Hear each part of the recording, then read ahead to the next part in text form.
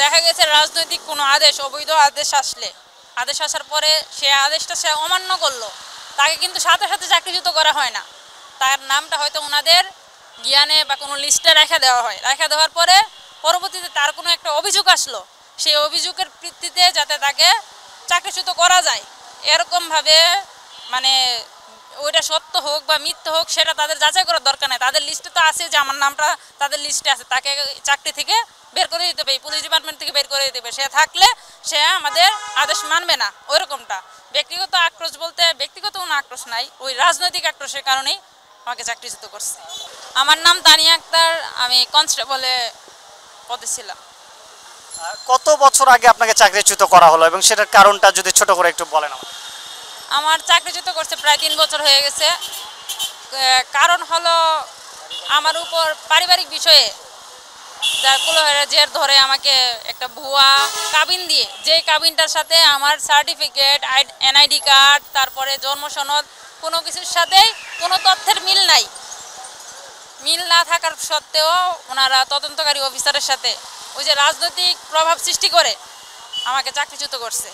আমি বলছি আমার এই কাগজপত্র মিল নাই, আমাকে কেন চাকরিচ্যুত করতেছেন? ওনারা আমার কথা শুনে নাই। আমি বলছি আবার তদন্ত করেন,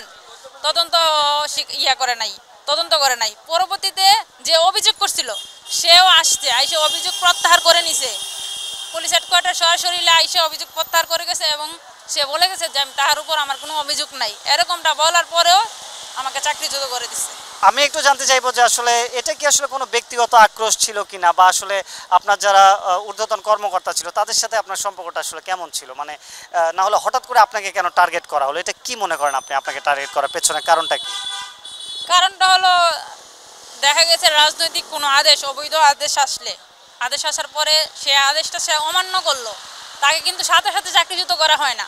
তার নামটা হয়তো ওনাদের জ্ঞানে বা কোনো লিস্টে রেখে দেওয়া হয়। রেখে দেওয়ার পরে পরবর্তীতে তার কোনো একটা অভিযোগ আসলো, সেই অভিযোগের ভিত্তিতে যাতে তাকে চাকরিচ্যুত করা যায়, এরকমভাবে মানে ওইটা সত্য হোক বা মিথ্যা হোক সেটা তাদের যাচাই করার দরকার নেই। তাদের লিস্টে তো আছে যে আমার নামটা তাদের লিস্টে আছে, তাকে চাকরি থেকে বের করে দিতে হবে, পুলিশ ডিপার্টমেন্ট থেকে বের করে দিতে হবে। সে থাকলে সে আমাদের আদেশ মানবে না। ওইরকমটা ব্যক্তিগত আক্রোশ বলতে ব্যক্তিগত কোনো আক্রোশ নাই, ওই রাজনৈতিক আক্রোশের কারণেই আমাকে চাকরিচ্যুত করছে।